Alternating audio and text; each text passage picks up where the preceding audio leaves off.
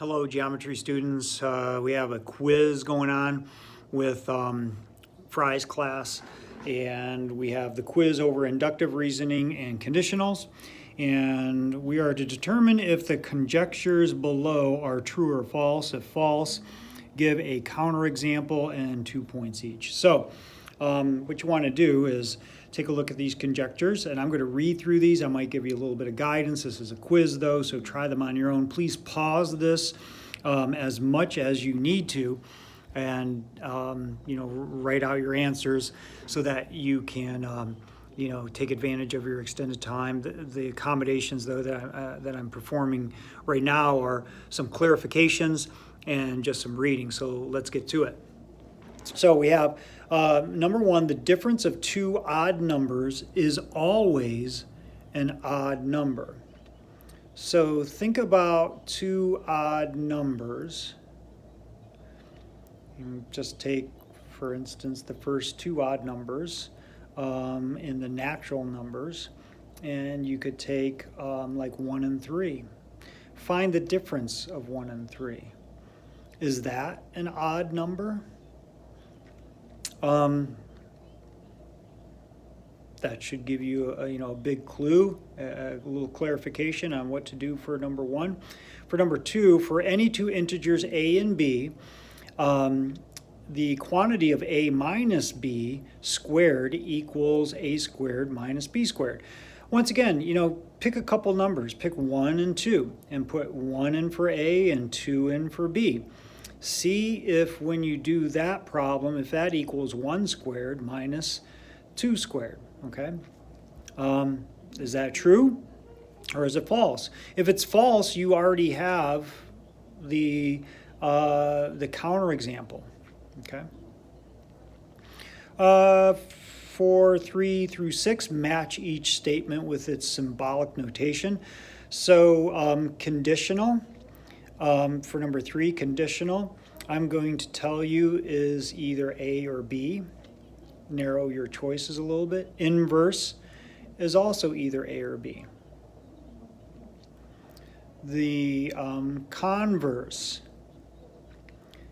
is going to be C or D. And the contrapositive is going to be C or D. All right? So that kind of narrows things down for you. Find the next two terms for each sequence, then write a conjecture for each pattern. So, and you get how many points? You get 2 points. Okay. So what you want to do is you want to find out, how this first term, so this is your first term, second term, third, fourth, and fifth. What is common?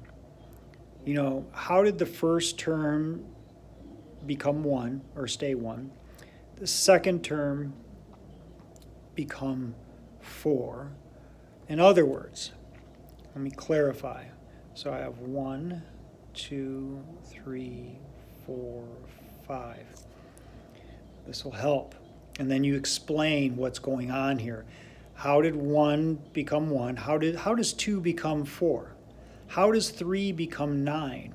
How does 4 become 16? How does 5 become 25? Notice the pattern. Name the next two. Like what would 6 become in this pattern? And what would 7 become? Okay, and that's what you're going to put here. That's what you're going to put here. Okay, and explain what's going on here. Okay, the next one.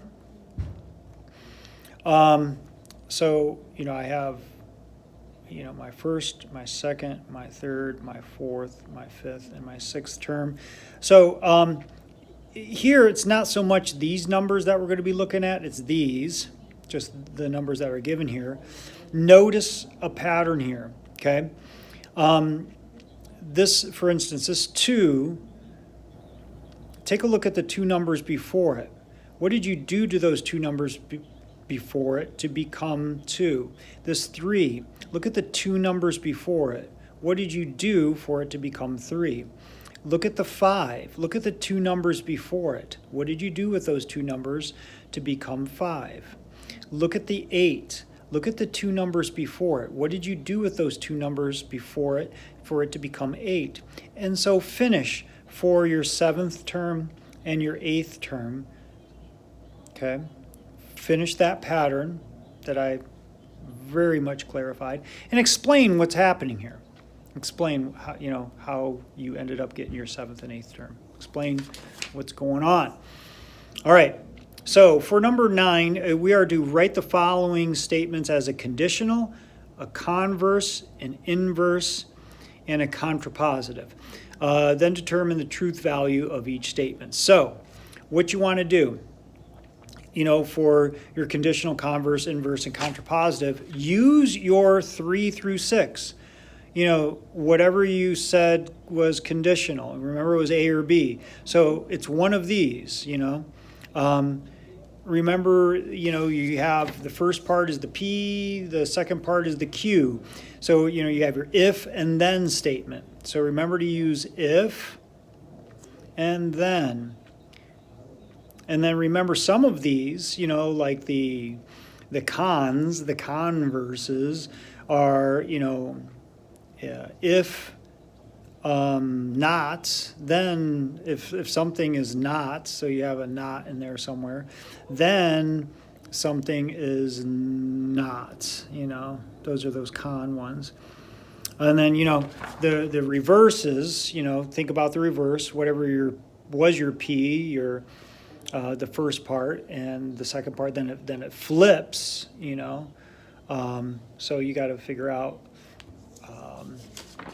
flipping, this part and this part, the first part and the second part. So make your if-then statements, tell whether they're true or not. All right, that's going to take some writing. You're going to have to pause it there. Answer the following questions in complete sentences. Number 10, what are the 2 parts of a conditional statement? Okay, so probably have that in your notes somewhere. The 2 parts of a conditional statement, just list those 2 parts there. And then for a bonus, write a conditional that has a true converse. Then write a conditional that has a false converse. So come up with any conditional statement that you want, and if then, okay? So if this happens, then this happens, okay? Your 2 parts, hypothesis, conclusion. Okay? Then you have you have a true converse. So something that if this happens, then this happens, and then when you flip it, you put if this was your P and this was your Q, then you flip it for the converse, Q and then the P. You make that your if, and then your Q, your P the then, okay? And that has to be true also. Then do another one, a conditional that has a false converse. So you're going to come up with, you should be writing 4 things here. You're going to come up with one conditional. That's one thing you write. And then it's true converse. Okay.